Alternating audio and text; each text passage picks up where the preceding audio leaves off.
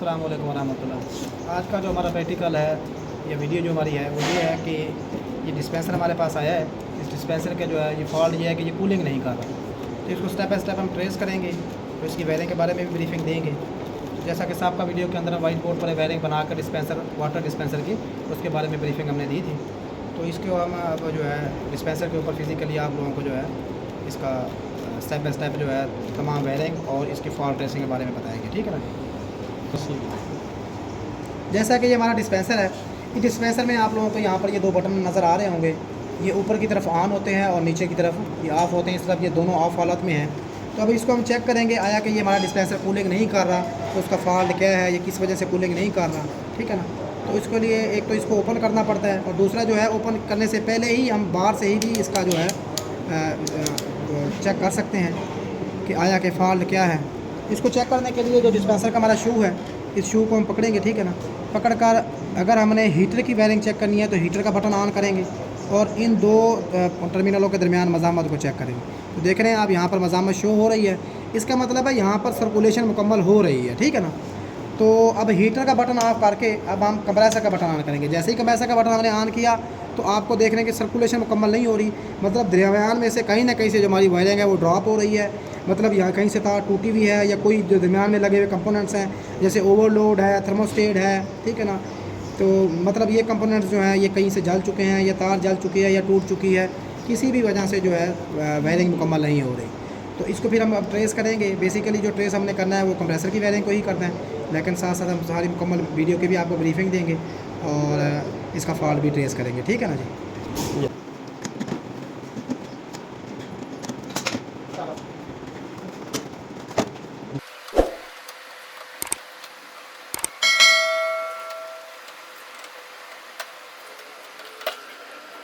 तो ये हमारा डिस्पेंसर जो है अब ओपन हो चुका है। ओपन करने के बाद अब हम स्टेप बाय स्टेप इसकी वायरिंग को चेक करेंगे। तो वायरिंग को चेक करने के लिए क्लैंप ऑन मीटर का थ्योरम यूज़ करेंगे। तो क्लैंप ऑन मीटर की जो नॉब है उसको हमने कंटिन्यूटी के पॉइंट पर, तसलसल के पॉइंट पर सेट कर रखा है। इस पर जो है ना हमारी बजल बजती है। ठीक है ना। तो अब देखें कि अब हमने इसका जो सब्ज़ वाला बटन है वो ऊपर की तरफ ऑन कर रखा है, हीटर वाला हमारा ऑफ़ है। तो अब इसकी मज़ामत चेक करते हैं तो कोई मज़ामत शो नहीं हो रही। अब इस वायर को हमने स्टेप बाय स्टेप चेक करना है। तो चेक करने के लिए साफ ज़ाहिर है इसको हम ये हमारी जो वायरिंग है यहाँ से आपको नज़र आ रही होगी, ये हमारी वायर जा रही है यहाँ पर। ठीक है ना। तो इस वायरिंग में ये जो दो तारे हैं, एक ब्राउन है एक ब्लू है। ब्लू बतौर न्यूट्रल और ब्राउन जो है बतौर फेज इस्तेमाल किए। तो ये जो रेड वाली तार है, ये रेड वाली तार इसको इसके साथ ज्वाइंट किया गया, यहाँ पर ये नज़र आ रही होगी आपको। ठीक है ना। तो ये रेड वाली तार ब्राउन के साथ ज्वाइंट की गई, तो रेड हमारी यहाँ पर मेन हो जाती है। तो रेड को देखें फेज़, जैसे हमने वहाँ पर वाइट बोर्ड पर डायग्राम बनाई तो हमने भी वहाँ पर रेड कलर का ही वाइट बोर्ड मार्कर इस्तेमाल किया था। तो इस्तेमाल करके हमने उसको चेक किया था इसके साथ। तो अब इसके किसी एक पॉइंट के साथ हम इसको चेक करेंगे। ये देखें ये चेक हो रहा है। तो मतलब ये है कि यहाँ से यहाँ तक वायर हमारी बिल्कुल ठीक है। और उसके बाद जो है जो हमारा जो येलो वाली वायर है ये आपको नज़र आ रही होगी, यहाँ से ये थर्मोस्टेट में जा रही है। इसका मतलब है येलो वाली जो वायर हमारी है वो हम बटन को ऑन करके आउटपुट में चेक करते हैं। यहाँ पर भी देखें बजल बज रही है, तो इसका मतलब है ये बटन भी हमारा जो है वो खुद बजाते खुद ठीक है। अब थर्मोस्टेट के इनपुट में जहाँ पर करंट आएगा वहाँ पर हम लगाएंगे। तो ये इनपुट में हमने लगाया तो यहाँ पर देखें यहाँ पर कनेक्शन मुकम्मल हो रहे हैं। अब आउटपुट में हम चेक करते हैं तो यहाँ पर भी हो रहे हैं। इसका मतलब है थर्मोस्टेट भी हमारा जो है साइकिल मुकम्मल कर रहा है, थर्मोस्टेट भी ठीक है। लेकिन थर्मोस्टेट के आउटपुट से ये ब्लू वाली जो वायर हमारी है ये नीचे की तरफ जा रही है। ठीक है ना। ये वाली ये वाली ब्लू वायर ये यहाँ से नीचे की तरफ, यहाँ से ये देखें, यहाँ से जब मैं खींच रहा हूँ तो यहाँ से ये टाइट हो रही है और यहाँ से जब खींच रहा हूँ तो इधर से टाइट हो रही है। तो ये वाली वायर ब्लू वायर है ये थर्मोस्टेट के आउटपुट से कंप्रेसर को जा रही है। एक ये वाली जो ब्लू है ये न्यूट्रल है। ठीक है ना। अब न्यूट्रल वायर को भी हम चेक कर देते हैं। न्यूट्रल वायर को चेक करने के लिए हम न्यूट्रल वायर यहाँ पर लगाएंगे और लगाने के बाद इसके न्यूट्रल वाले थिम्बल को हम एक कंप्रेसर से निकाल कर यहाँ से वायरिंग चेक करेंगे आया कि वायरिंग मुकम्मल हो रही है या नहीं हो रही। तो हो रही है देखें। तो इसका मतलब ये है कि ये वाली वायर भी ठीक है और दूसरी ये वाली वायर जो हमारी है इसको भी हम निकाल लेते हैं। निकालने के बाद इसकी भी वायरिंग हम चेक कर लेते हैं। तो इसकी वायरिंग इसके वायर के पॉइंट के साथ चेक करनी है। तो ये वायरिंग भी मुकम्मल हो रही है, मतलब फेज़ वाली ये वाली बतौर फेज़ है, ये वाली बतौर न्यूट्रल है। तो दोनों वायर्स हमारी ओके हैं। अब हम रिले और ओवरलोड तार का इसको चेक करेंगे। इनको चेक करने के बाद फिर हम कंप्रेसर को चेक करेंगे, जो जहाँ पर फॉल्ट होगा उस फॉल्ट को हम क्लियर करेंगे। ठीक है ना। तो ये हमारा कंप्रेसर के टर्मिनल के ऊपर से लगे हुए रिले ओवरलोड हमने उतार दिया है। तो ओवरलोड को चेक करने के लिए इसके 2 पॉइंट होते हैं, ठीक है ना। देखें इसकी बजल बज रही है तो इसका मतलब है इसका साइकिल मुकम्मल हो रहा है, ठीक है ना। ओवरलोड ओके हो गया। ओवरलोड को चेक करने के बाद जब हम मज़ामत इसको रिले को चेक करते हैं तो रिले के दरमियान देखें भी बजल बज रही है, ठीक है। इसको लेकर मज़ामत के पॉइंट पर अगर सेट करके चेक करेंगे तो मज़ामत इसकी अगर 0-0 आ रही होगी, इसका मतलब है इसके पॉइंट्स के दरमियान कार्बन नहीं है। देखिए हटा रहा हूँ तो मज़ामत ख़त्म होगी, अब लगा रहा हूँ तो 0-0 आ रही है, तो इसका मतलब है जो इसके दरमियान PTC धात है उसके दरमियान कार्बन वगैरह नहीं है, तो ये रिले हमारी ठीक है। अब रिले भी हमारी चेक होगी, ओवरलोड भी चेक हो गया। अब हम कंप्रेसर के टर्मिनल्स के बारे में चेक करेंगे।